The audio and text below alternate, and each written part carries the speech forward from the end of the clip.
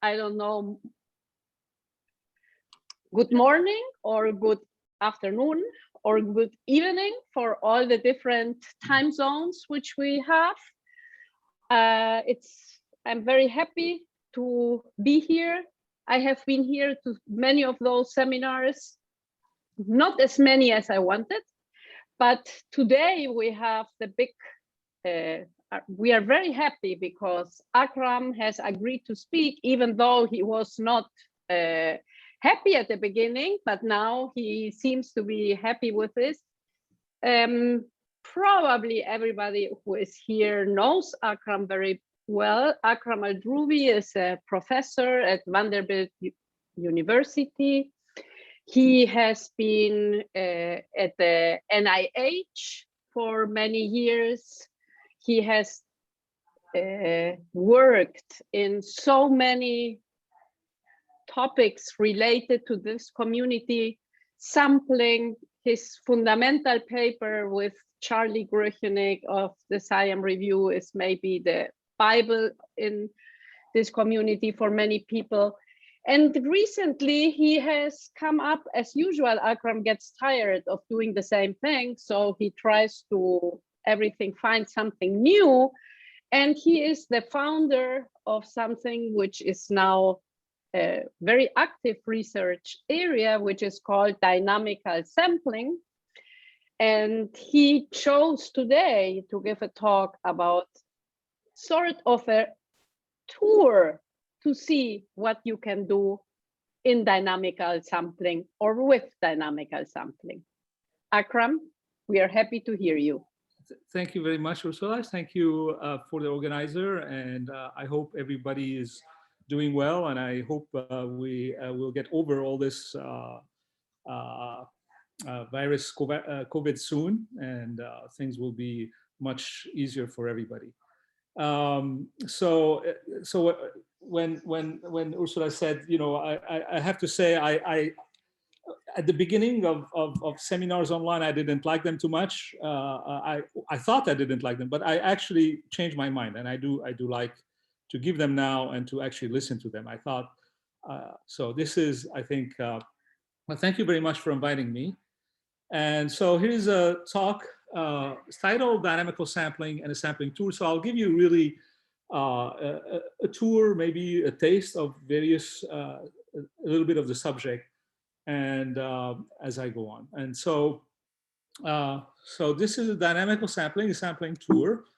And so let me start by the motivation. So this started, this dynamical sampling was motivated by papers by Martin Vetterli and Yu Lu on wireless sensing networks. And at the time, I was reading a paper by these two fellows, and Ilya Krishtal and my student Jacqueline Davis. Ilya Krishtal was visiting me for a semester, and Jacqueline Davis was my student. And reading these papers, we decided to kind of formulate a little bit mathematically this dynamical sampling that I'll be talking about, which is really motivated by these papers by Martin Vetterli and Yu.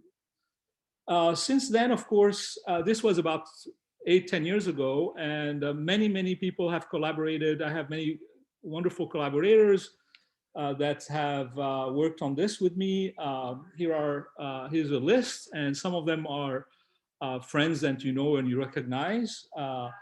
Some are my students, and some were postdocs. So there is really a lot of work that has been done since I started this working on dynamical sampling. And today I'll just give you a little bit of flavor of what this is. And so I will start by telling you a little bit, one very simple idea, so how it started. So typically the sampling theory is you have a function f, and you sample it on some set, some discrete set. Let's say at xj belongs to some set omega. And for example, this is a very well-known theorem, the Pala-Wiener, so you can reconstruct the function f from a uniform sampling on Z if it is band limited, if it has this belongs to Pauli-Wiener space. So this is a formula for uniform sampling of a function. If you undersample this function, you cannot recover it. But what if you have a function f unknown, but it evolves in time under the action of some operator or family of operator a sub t, t is time, and you get a bunch of function f sub t.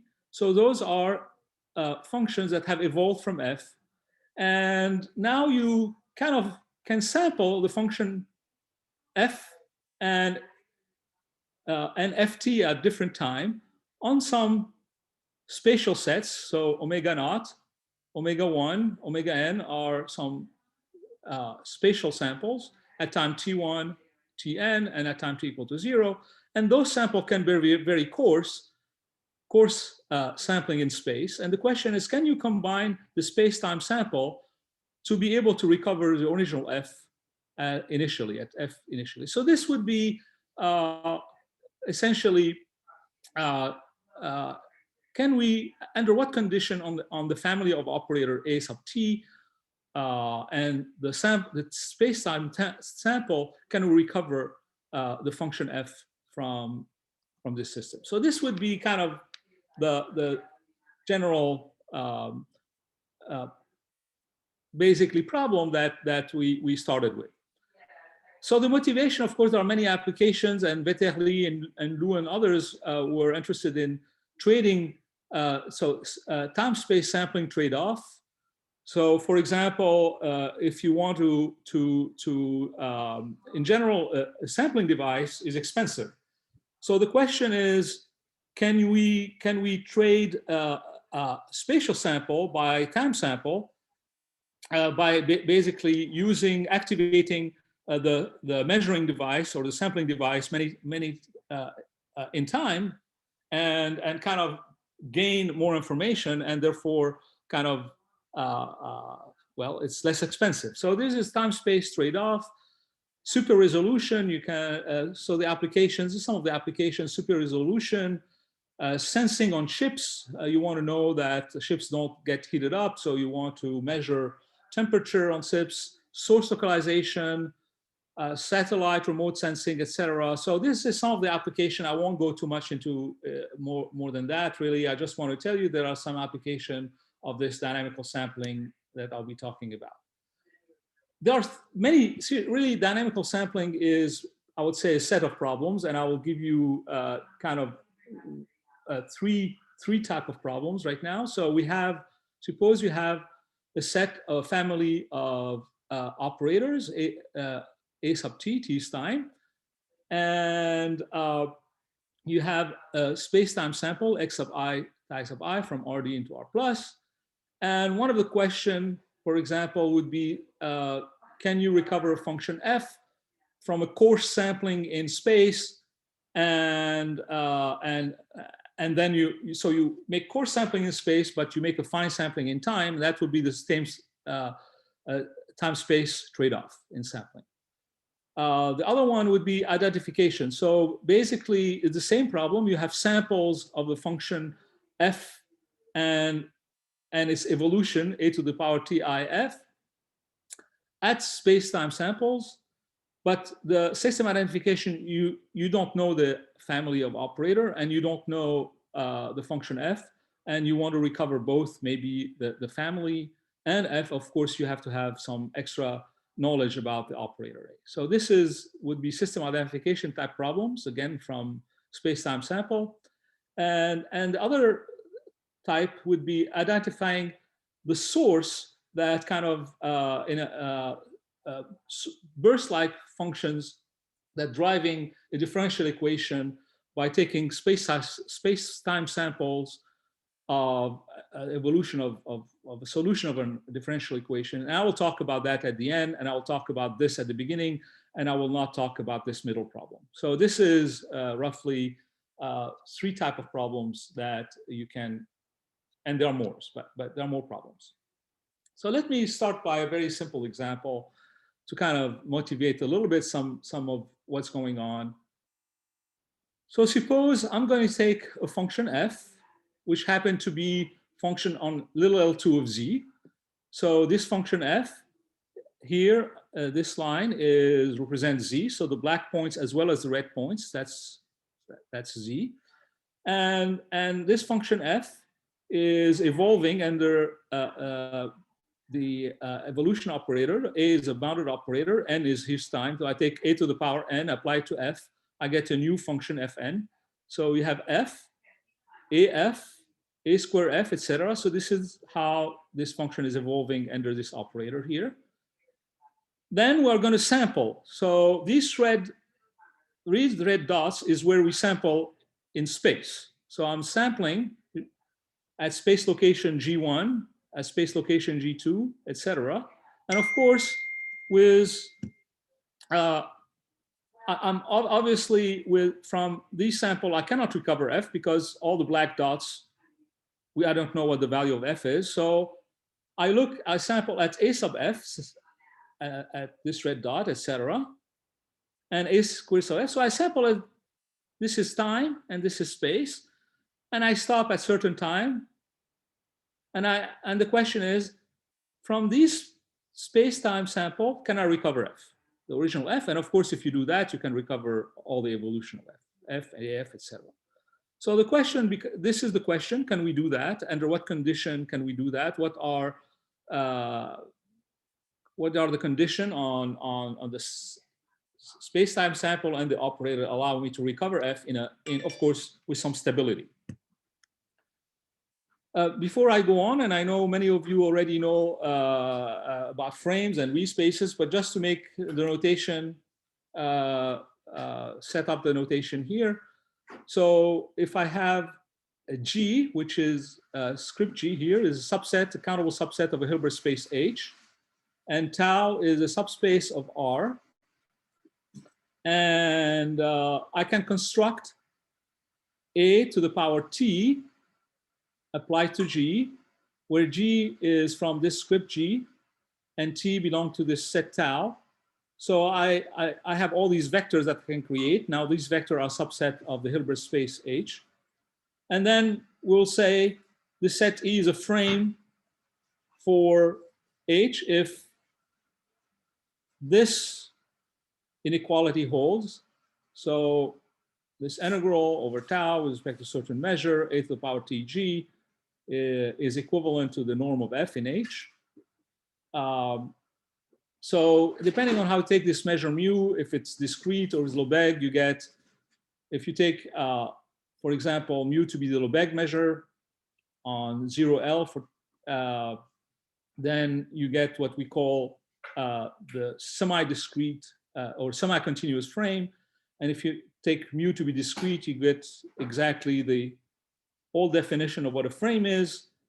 And for those of you who, I think most of you have heard of that, but a frame is simply a generalization of a respaces.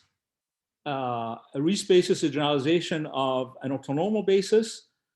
So a frame basically is kind of like, we can represent functions using a frame as if they were, almost as if they were a basis, which have certain stability condition or conditionality. But that's all I want to say about a frame and semi-continuous frame. So let me, at this point, go back to my problem. And we're going to talk about the first problem, which I call the space-time trade-off. So you have an operator A, which is maybe a bounded operator in H. And G script G is a subset, countable subset of H. And this operator A to the power T applied to F is making F evolve in time. F is a vector in the Hilbert space H. And now I take samples, or I take this inner product, A to the power T, F, inner product G. I let G varies over this set script G, and T vary over the subset in tau, time. And then I take all these numbers, or these inner product, and those are my measurement. And the question then, can I recover F from these inner product? So the problem then, can we do that? And you can show that I can recover every f in H from measurement of this form in a stable way, if and only if A star to the power t applied to J, where you let J run through script J and T runs through tau, if this set of vector is a frame for H. So why is that? You just take this operator A, this is an inner product, you put the A on this side, you get an A star, and this is basically, then you say, well, I can recover F if this set is a frame, because just that's what we can do with frame. So the ability to recover every F in H by these measurements is equivalent to looking at A star to the power T applied to G and deciding whether this is a frame or not. So that really, this is now the problem. I can forget about the sampling problem, and I can ask the following question: under what condition of an operator A and a set of vector G and a set of time tau, is this a frame or a semi-continuous frame? So this is really the problem. I can forget about this, because if I answer this problem, I answer the sampling problem. And okay, A star is a joint of A. I can, it doesn't matter. So I'm gonna, in this talk, I'm gonna just forget about the star. I'm gonna ignore that. I'm gonna talk about A to the power T, J, and T to be a frame. So this is the problem now. So we want to find condition on the operator A, on the script G, on the set tau, such that this is a frame for H. So, and of course, we have to decide what the tau is. And here is a case which we started with. Well, it's not that we started with, actually. This is one case in which we decide that we are going to sample in time uniformly. So we go time equals 0, time equal to 1, 2, 3, etc. So integer, positive integer n. We take A to the power n, apply to J. J is some, belong to some subset script G. And we ask, under what condition do we have this set to be a frame or a basis or complete, etc.? Those are the questions that you can ask. And this is, so I'll give you some results on this particular case, to just give you again the flavor. So this is some of the first results I will give you are actually negative, in the sense that if A is a normal operator on H, then no matter how you choose the set of vector G, the system A and G is not the basis for H. Well, okay, so it's not the basis for H, but so we know that if we want to we cannot make a basis for H. So the only way to we can do maybe with such a system is maybe a frame.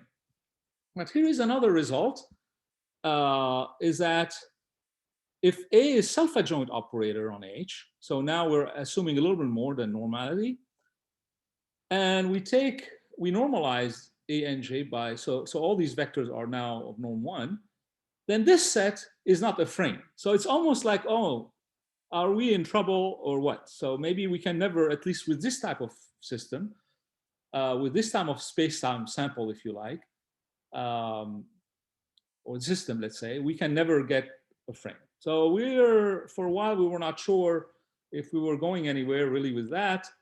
But before I go on, here is a conjecture that says this statement right here, which is true when A is self-adjoint, is also holds for normal operator. That means you cannot have a frame of this form if A is normal operator. So this is an open question at an answer. So we believe it's true, but we don't have a. So let me tell you that, of course, if we do not assume A normal or self-adjoint, everything, you can have bases and frames. So for example, suppose I take as a Hilbert space L2 of n. At the operator A, the shift operator, so I shift to the right. So the vector x1, x2, xn becomes 0, x1, x2, etc. So that's my operator A, it's the shift operator. Now, if I'm going to take for the script G here just one single vector, it's the vector E1, 1, 0, 0, 0, 0. If I apply the shift operator to this E1, well, I get the standard orthonormal base of L2 of n. So I certainly can get an orthonormal basis, in fact, if I don't assume normality or self-adjointy. So this is really the restriction to normal operator and self-adjoint operator make these things happen. If you relax them, of course, you can get bases and frames. So here is, so as I said, these were kind of, at least for this type of sampling, uniform time sampling, it seems like it was well, we're not going to be able to obtain frames or bases, but then it turns out that after some thought, we were able to actually show that one can get frames, not bases, frames, and for normal operator. And this is the first result we have gotten about such construction. So suppose A is a bounded operator, well, say normal, and we are in an infinite dimensional space, and we ask ourselves, when we now are going to pick a single vector G for and apply AN to that. And the question, can this set of vectors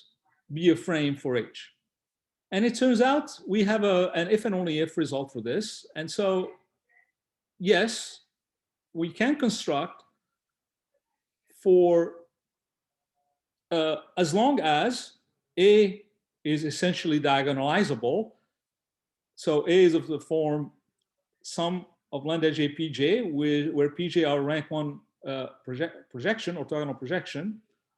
All the eigenvalues have to have modulus less than 1. They have to approach 1 as k goes to infinity, and they have to actually satisfy this Carson condition right here. So to have the operator A have to be of this form. That's the first condition. And for such operator, you can actually find specific G that will work, and they will have to satisfy this condition. So this is a construction, you construct them. You take the projection of, basically you need to construct them by this third condition. So you can construct many vectors G that will allow this set to be a frame, and this is an if and only if condition for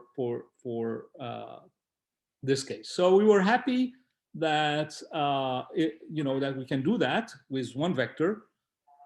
We got some help from Jorge and Tisana because we weren't sure about how to do that. We get a lot of these conditions, but we needed this extra condition that finally was provided to us by Jorge and Tisana. So can this theorem be generalized? Well, suppose we have a normal operator in a Hilbert space, infinite dimension. Now we are allowed to take more than one vector, say any finite set of vectors, and apply AN to these finite set of vectors, and see if can we obtain a frame for that. So here is a necessary condition. Well, we can, but A have to be unitarily equivalent to, again, some diagonalizable operator, but now the PJ are projection, but they don't have to have rank 1. All they have to have is rank dimension less than or equal to the number of vectors we're iterating over. So this was a sufficient condition. And the construction, actually, the necessary condition, sufficient condition, and the construction was obtained by this group. And in fact, they show that you can, and they give this construction for any finite set of vectors. You iterate against them with A, you get basically you're able to construct frame that way. So this is the result for that. So the next, so there are of course many ways of sampling, and therefore many ways of thinking about these frames. So what if we allow T not to be not just discrete, like we don't sample discretely in time, but we take actually an interval. So we basically take a to the power T G, G in script G, and we ask whether this is a semi-continuous frame. If this is the case, this is good for us for the sampling problem I talked about at the beginning. And it seems like, well, we get more if we allow continuous sampling, but in fact, it turns out, well, it doesn't seem to be much more, because this will provide a semi-continuous frame if and only if there is some discretization, T1, T2, Tn, that's sufficiently small. In fact, for any discretization in which the time between two samples is small, must be a frame. So if this is a frame, then the discretization for sufficiently small discretization time, you get also a frame. And if you assume on top of that A is invertible, then this is an if and only if statement, which means having a semi-continuous frame is equivalent to the existence of a kind of regular frame in which you sample discretely finitely many times in that interval 0L. So it seems like, at least if A is invertible, there is this equivalence. So equivalence between discrete frame and semi-continuous frame. And what this implies, of course, if the dimension of H is infinity, then the set G must be infinite. But more importantly is this thing about having a semi-continuous frame and whether we can construct discrete frame from that. There is a very general result that by Freeman and Spiegel in 2019 that tells you how to do that in some abstract way. In this case, actually, we have our condition are a little bit more. We have more condition of what kind of frame we have, so our results are finer. But nevertheless, there is this very general result also that tells you when you can go from discrete and to semi-continuous frame that appeared around the same time. So let me go back again to this semi-continuous frame. So I have a set of vectors J. I apply a to the power T to this vector J. T belongs to 0L. And suppose I know that, in fact, this is a frame. What if I change L to be a different value? So will that be a frame or not? And it turns out actually that if A is a bounded operator and it's an invertible one and self-adjoint,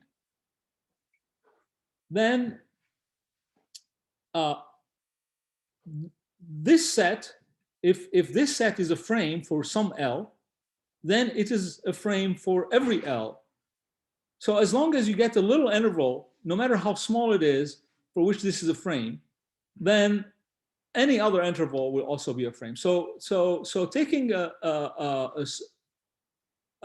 any interval will give you a frame if any one of them will give you a frame. So this was kind of a somewhat surprising result. Certainly for self-adjoint operator, we know it is true. We don't know that it is also true for normal operators. So in this case, we conjecture that this result, that this set is a frame for some L if it's a frame for all L. We believe that this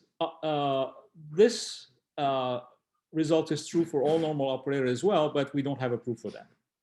So this is another open conjecture about that. So before I go on, let me, again, I gave you a little bit of a flavor of some results. We can take many different, we can go back to the sampling theory and take uniform time sample, and we can fix the space H to be L2 of Z. We can, and for all the, we can sample uniformly in space and uniformly in time, and add a few extra non-uniform sample in space. And there is a lot of results that one can prove about this. But again, there are many open really problem, and by you can just think about a certain problem in sampling and transform it into a problem in frame, and think about the problem in frame and see if you can get results on that. So we have a lot of results, but there are many open problems, I would say, in this particular set of problems. Let me stop a little bit and ask if there is any question, because I think I will go to a slightly different problem. Is there any question so far? Just a quick question. No. Okay. Go ahead.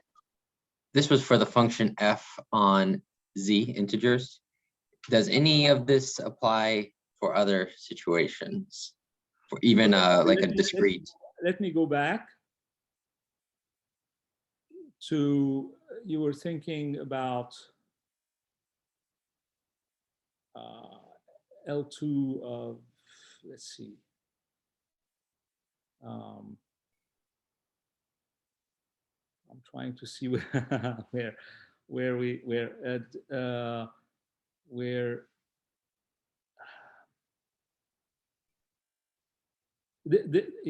so in this page, or is something earlier? Can you tell me what so really the Hilbert space, in principle, what we have done here is just general Hilbert space, and the result that we have here, so this is just for a general Hilbert space. Of course, it's actually okay. So it's a general. Yeah. One of my interests is if it's finite dimensional, and I'm just curious if you think maybe it's just trivial. It's probably just trivial. Well, it's not trivial, actually. I'm going to say the finite dimensional, there is a little issue. The finite dimensional is, we have a complete characterization of the finite dimensional for everything, every operator. The only thing you have to be careful for the finite dimensional is this actually a to the power n bigger or equal to 0. You're taking basically too many samples, so the upper frame bound will blow up, right? Not all the time, but most of the time. But anyway, in finite dimension, we know everything. The problem often are difficult, it really is an infinite dimension. So I would say to answer a question, most of the problems that are related to this in finite dimension, we have a complete answer. We have a complete characterization. I don't know if that answered your question. Yes, thank you.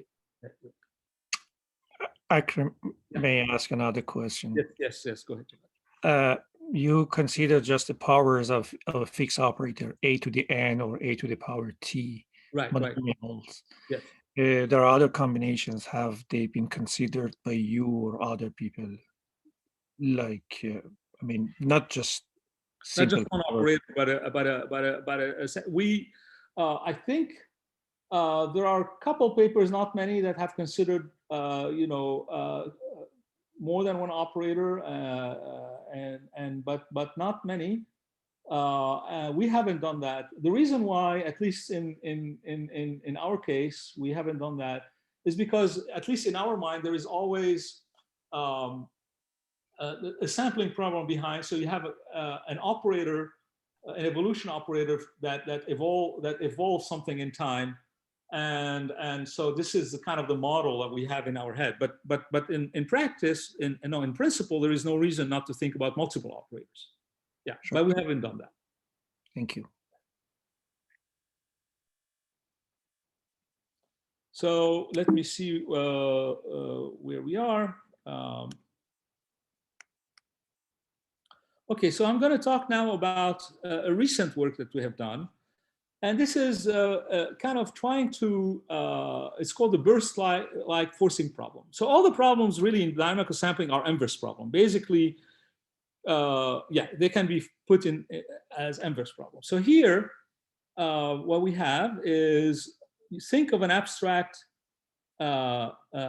initial value problem. du dt is au plus f plus eta, and there is an initial condition. Eta is some background source term. F of t is a burst-like term. It is a term that consists of kind of burst or thing that happen at discrete time. And so f sub j belong to our vectors in the Hilbert space, and t sub j are discrete. So there are burst-like term and some background source. So those are two sources, are different. And we the problem is, so f is unknown, eta is unknown as well, but a is known. And our problem is to try to find the burst term from measurements. So we want to both find the time of the burst and the function fj, which are in some subspace of H, unknown also, from measurements. So what are the measurements? The measurements are, we take the solution to this equation. So this is this, whatever it is, this is maybe the heat that's evolving in time. And we want to know the source. Maybe there is and this particular source, the burst time source. So we are only measuring the heat or this solution at discrete time with a time constant beta, small beta. So we discrete in time and in spatially, this is J, this spatial essentially. So J is in J, you make these inner product. So you get numbers, and then you have noise. This is noise. So you have measurement of the solution in time and space, and there is some noise to it. And from these measurements, you want to recover f. What you want to find is both the beta that you need, and you want to construct a set J so that you can recover this term from these measurements, knowing that these measurements are noisy, and also you don't know what this other source is, except that this other source is somewhat very slowly. So that's the only thing. So this term very slowly, but is unknown. This term is unknown also, but it's discrete. We measure using this way. So we want to find a beta and a set G, so that from these measurements, we want to be able to recover this F. So this is the problem.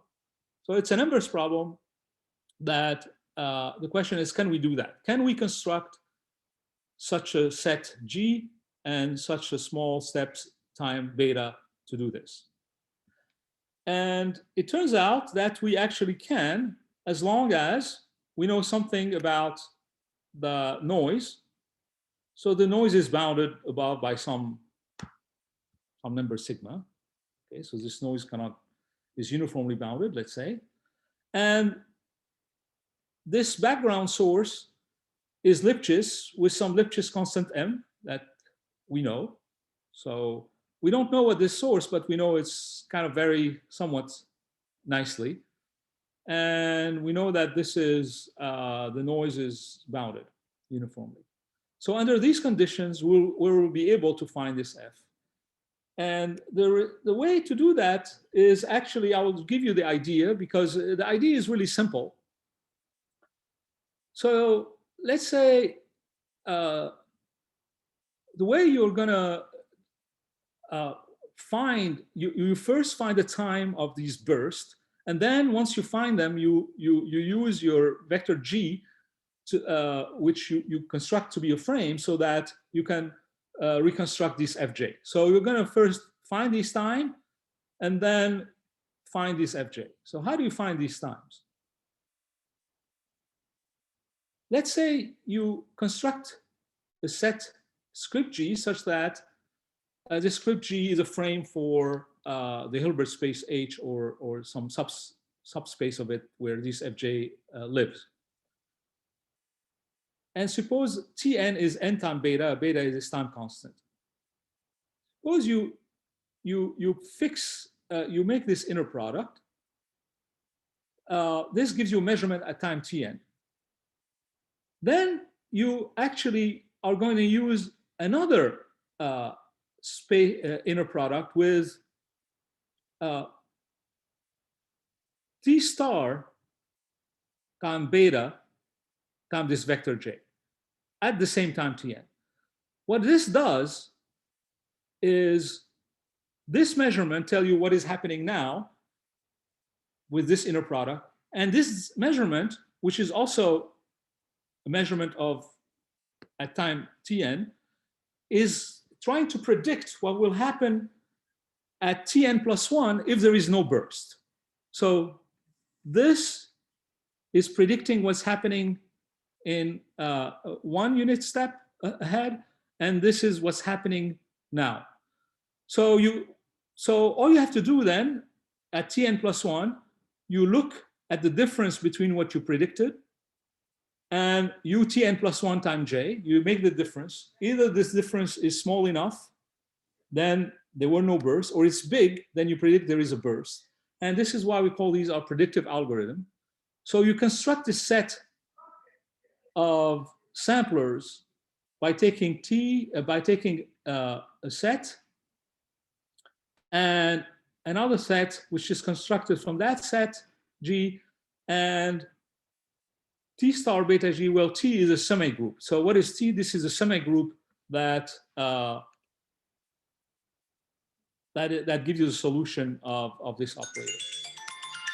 So using this, you can show that if you can find a beta small enough,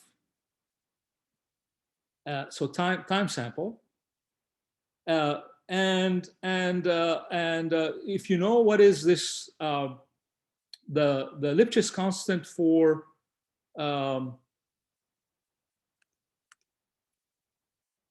this background noise, so you know M, it varies Lipschitz. So if you know this Lipschitz constant, and you know that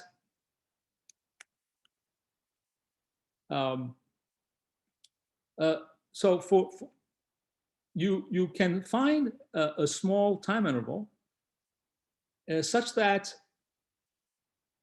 your estimation of the time of burst is smaller than this time constant, half of it, and you can recover the original Fj within an error, which depend on the noise, like that, on the beta, like beta square, and of course on how large this Fj is, times some number d beta, which go to 0 under the right circumstances. So anyway, there is an algorithm we can recover a burst term approximately. Those are how close we can recover it by constructing a G that will allow us to do that, and an algorithm that will allow to do that. And it's a predictive algorithm. We can do slightly better than this, the burst timing, by actually we have a Prony-like algorithm in which this we can do better. It's order of beta square instead of order beta, and essentially the same thing, the same approximation for the Fj here. So, and this is all I want to say. I want to stop here. So there are many papers related. Some of the results that I showed here are from some papers here. these 3 papers. We have others that are related to other problems that you can find here. The last problem was actually motivated by a paper by Bruce Murray and Dragotti and Vetterli. Also, they have papers on this, which is localizing diffusion fields, which basically finding the source term. Ole Christensen and Hassan Assab they use they ask the following question: under what condition the frame comes from a dynamical sampling? There are papers in this, and I think I talked about this paper here, and there are other papers and many others. Really, this is just a sampling of paper that I just want to tell you about, that you can go and maybe, if you're interested, look at others from there. So I will stop here, and thank you very much for listening. Yeah, and I'm ready for questions. Thank you very much, Akram, for your very nice talk. And if anybody wants to have some questions, feel free to unmute yourself and ask Akram. Yeah, I hope this was not too fast. I know this. Yeah.